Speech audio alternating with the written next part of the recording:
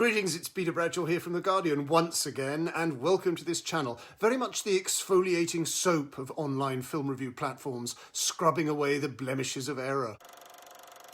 Andrew Haig's mysterious, beautiful and sentimental film, All of Us Strangers, is a fantasy supernatural romance about loneliness and love. It concerns the climacteric of middle age when you realise you're probably nearer to death than birth, there's no guarantee that you will live your life inside a relationship, and your parents were ordinary, vulnerable people just like you.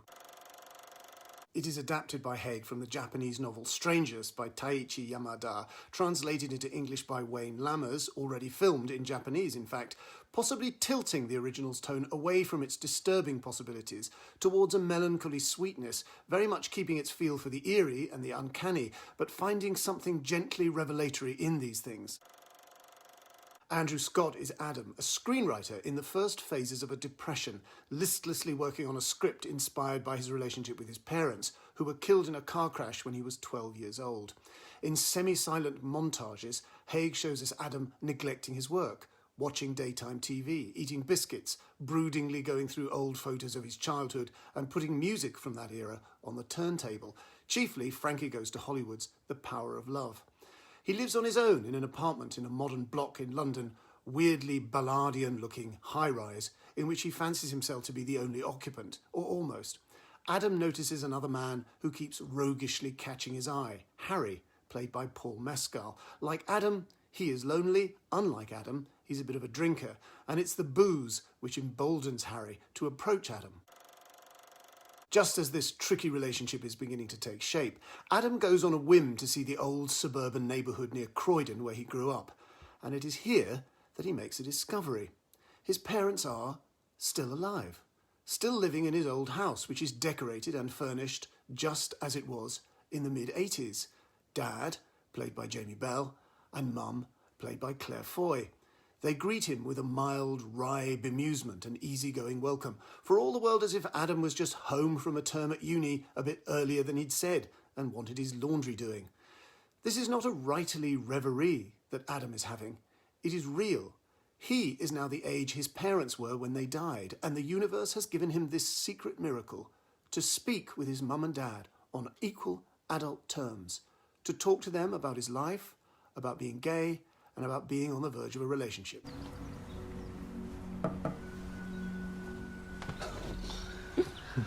Suppose nothing's going to fit you anymore, is it? Nope. Yeah, well, I bought you some of your dad's things instead. Okay. Oh, look, come on, take these off as well and I'll put them in to dry with the rest. Oh, will you take them off, Adam? Honestly.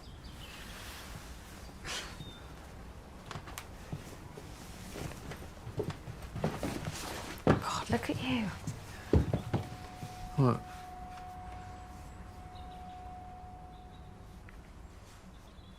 You were just a boy. And now you're not. No. You look totally different, but it's still you.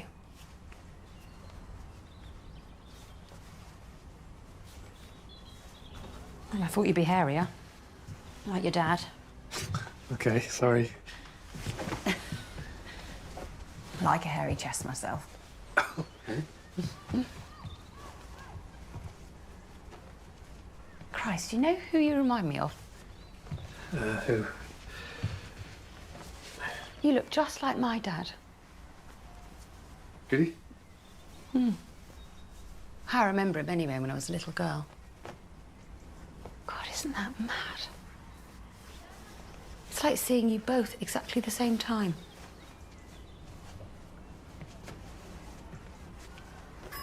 Oh, I've made your favourite. Well, I hope it's still your favourite. I'll just go and pop the kettle on and then you can tell me everything.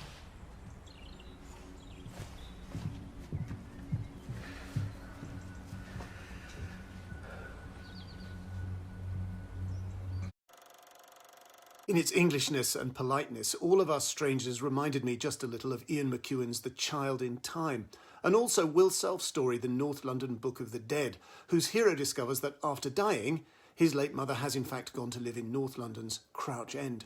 In Self's novel How the Dead Live, we also find that dead people go to live in bland suburbs. When Adam first has a solo chat with his cerise tracksuit-clad mother in the kitchen, she has briskly told him to take off his wet things because he'd been caught in the rain on the way over. I found myself thinking of Marty McFly's Freudian encounter with his mother in Back to the Future. Yet the implications are not comic in quite the same way. His mum looks at Adam and realises that he looks exactly like her dad. And that's the kind of epiphany that indicates that this quasi-ghost mum is not, in fact, simply a figment of his imagination. His mum and dad are not angry about his gayness, neither do they make any show of being unimpressed or unsurprised or matter-of-fact about it. They do not do the traditional twinkly-eyed, we knew when you were 8 years old response, which parents sometimes have to do in art as in life, with varying degrees of sincerity. But his dad wryly says that he could never catch a ball. His mum is frowningly concerned about the lonely or childless way of life he has chosen, evidently quite unaware of legal and cultural changes that have happened since she died. There are further fantasy scenes in which Haig indulges a note of comedy or even whimsy, and it's a measure of the absolute seriousness with which Bell, Foy and Scott play the relevant scene that it doesn't come across as just silly. As for Adam and Harry's relationship, it continues to hold out the promise of happiness with interesting dialogue scenes. They discuss the way the word gay has been replaced by queer, and Harry's theory is that gay was discredited by being used as a term of abuse in school, gay bike, gay haircut, etc. Opinions might divide about this film's final scene, whether it takes the drama too far into another familiar kind of genre entirely, and whether the scenes preceding, in which we have made such an emotional investment, have been merely a kind of misdirection.